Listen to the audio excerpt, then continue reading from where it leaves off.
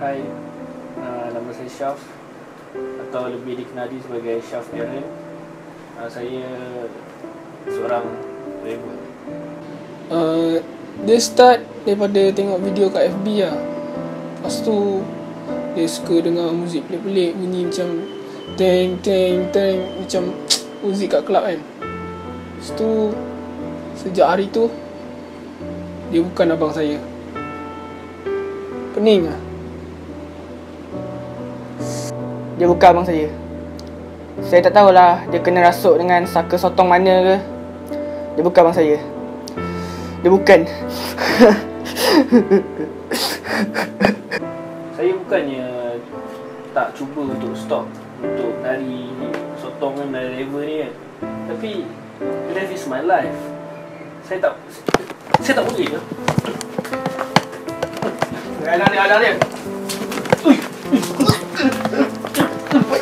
Dulu fashion dia K-pop je. Tapi sekarang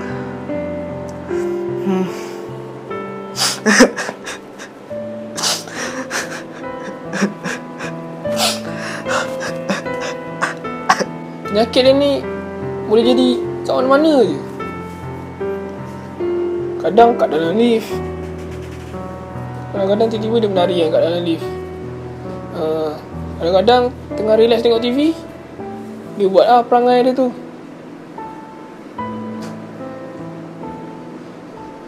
Paling teruk sekali masa dia tengah berak.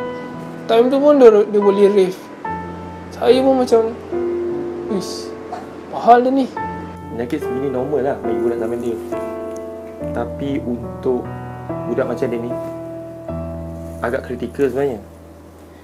Dengan rawatan dan kepakaran saya dalam memulihkan penyakit-penyakit trend sebelum ini, seperti Gangnam Style, Gyomi, K-pop fans, aiskrim palsu dan macam-macam lagi, saya yakin saya boleh memulihkan Encik Syaf.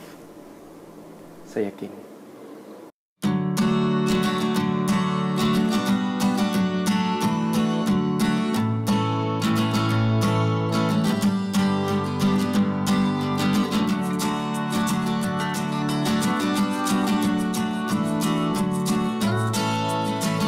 Terima kasih Dok kerana telah membantu abang saya.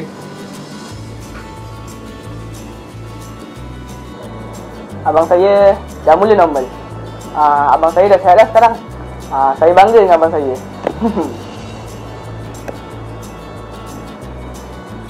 Okey, jadi hari ni kita orang akan buat surprise untuk abang kita orang yang dah kembali normal.